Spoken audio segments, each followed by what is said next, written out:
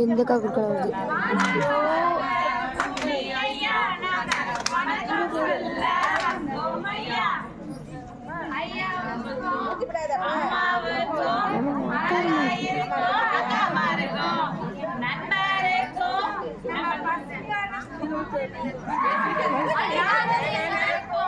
பார்வதி தேவிக்கோ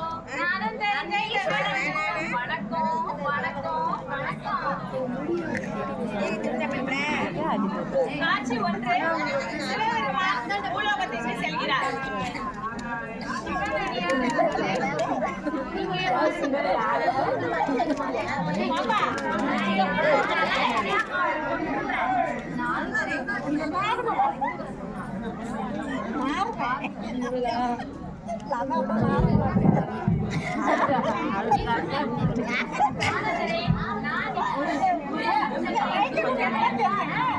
என்னிடத்தில் நந்தீஸ்வரர் அவர்கள் இருப்பார்.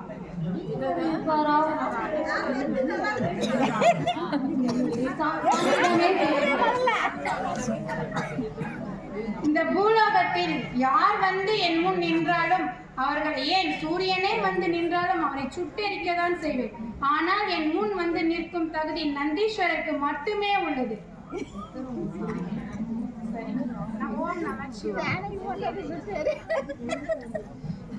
ஜலாதர முனிவரை மேலோகத்திற்கு அழைத்து செல்லுங்கள். ஜலாதர முனிவரே, சொல்லுங்கள் சுவாமி. வாருங்கள், மேலோகம் செல்லலாம். வருகிறேன் சுவாமி. வாருங்கள், சுற்றி பார்க்கலாம். சுவாமி, இங்க என்ன இவ்வளவு பெரிய கல் இருக்கிறது? இங்க என்ன இவ்வளவு பெரிய கல் இருக்கிறது? பூலோகத்தில் ஒரு சிறுவன் தானமாக தானம் பசி என்று வந்த முனிவர்களுக்கு கற்களையே தானமாக அளித்தான்.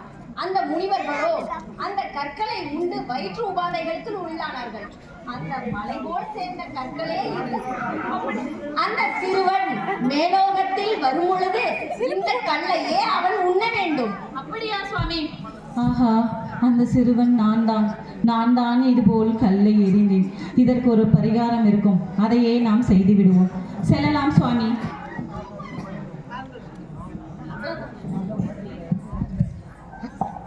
ஆஹா, இங்கே இவ்வளோ பெரிய கல் இருக்கிறது.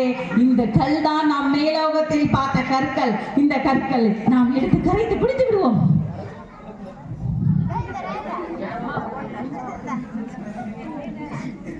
இந்த முனிவருக்கு கல்யாணம் ஆகிவிட்டதே.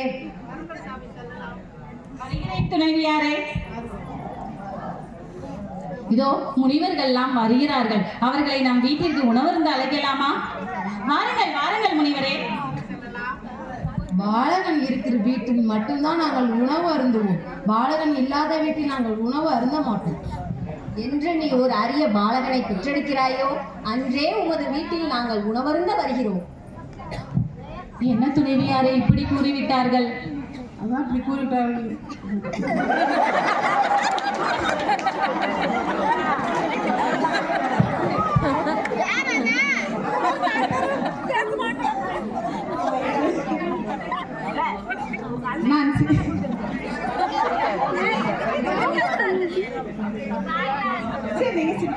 நான் சிவபெருமானிடம் சென்று தவமிருந்து ஒரு பாலகனை அழைத்து வருகிறேன்.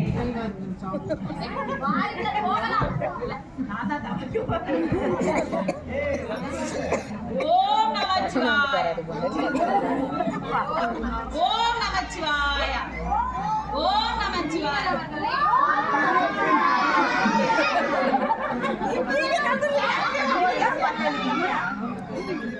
எதற்காக தாங்கள் இப்பொழுது தவம் செய்கிறீர்கள்? என்னாருடைய சிவனே போற்றி, எந்நாட்டவருக்கும் இறைவா போற்றி. ஓம் நமச்சிவாயா. அந்த சிவபெருமானாய முன் தோன்றியுள்ளது.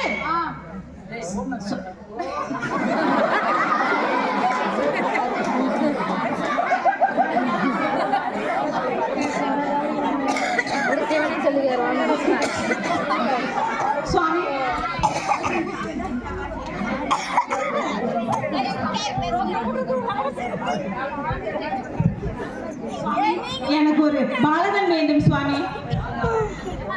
அப்படியே ஆகட்டும்.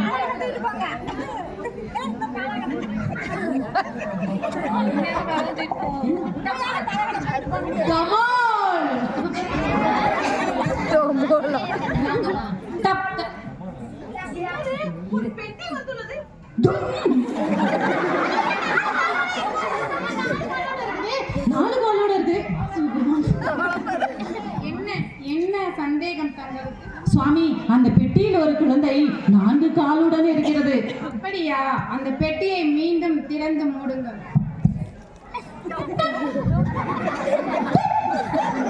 ஆஹா ஆஹா ஆஹா, எவ்வளவு அழகிய ஒரு ஆண் குழந்தை. பாருங்க துணைவியாரே, பாருங்க பாருங்க பாருங்க, எவ்வளவு அழகியான ஒரு ஆண் குழந்தை.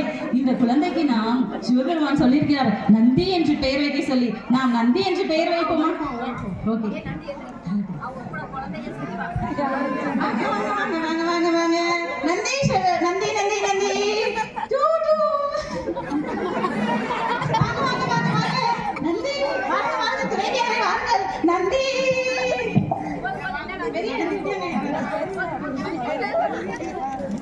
பாருங்க நந்தி, நீங்க சென்று விளையாடி வாருங்கள்.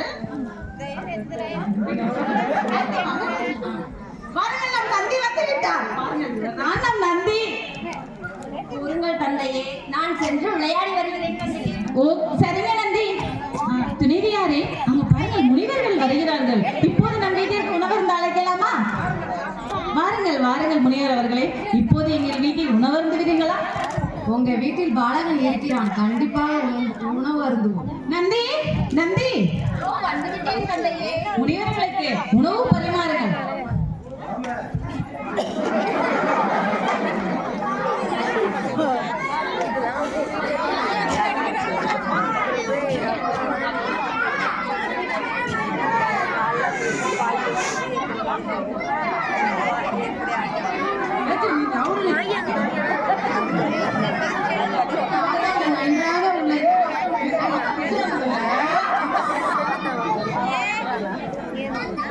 நந்தி 12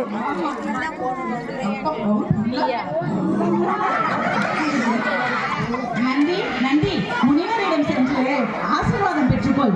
அப்படியே ஆகட்டும் தந்தையே. பல பதவிகளை அடைவாய், உயர் பதவிகளை அடைவாய். என்னது உயர் பதவி சொல்றாங்க? 16 மற்றும் பெருவாழ்வு வாழணும் சொல்லுவாங்க, 100 வயசு வரை வாழணும்னு சொல்லுவாங்க.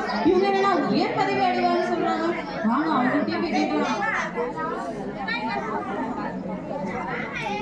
சுவாமி, எனக்கு ஒரு ஐயம். சொல்லுங்கள். அதாவது எல்லாரும் வந்து பாத்தீங்கன்னா 100 வருஷம் வாழணும்னு சொல்லுவாங்க. நீங்க என்னன்னா உயர் பதவியை அடைவாய்ன்னு சொல்றீங்க.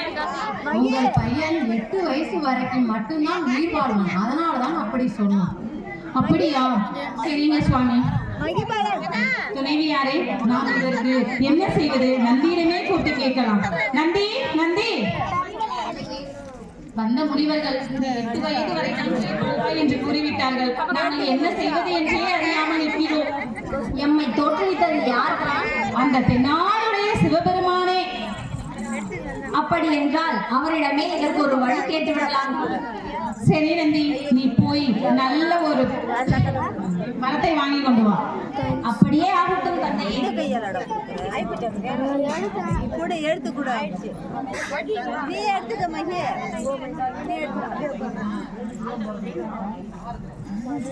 இப்பொழுது நான் ஆழ்கடல் சென்று தவம் புரிகிறேன்.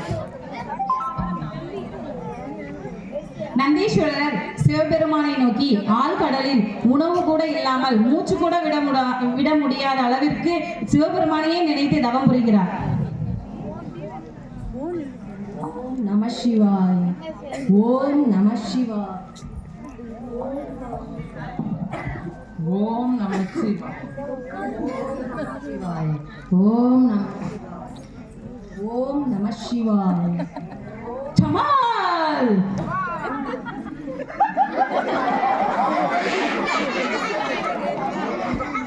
நந்தி, எதற்காக இப்பொழுது தவம் புரிகிறாய்?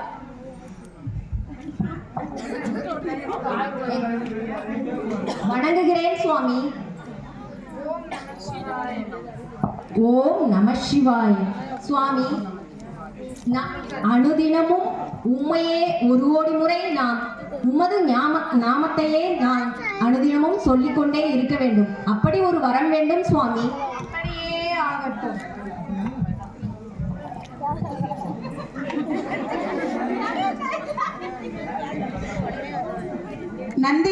நந்தி பெருமான் அவர்கள் இதே போலயே 7 முறை, அதாவது 7 கோடி முறை சிவபெருமான் பெயரை உச்சரித்து விட்டார். இது 8வது முறை. என்ன நடக்க போகிறதே தெரியவில்லை.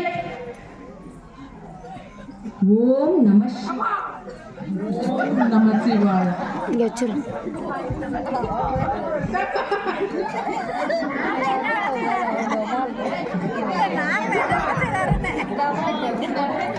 நந்தி அவர்கள்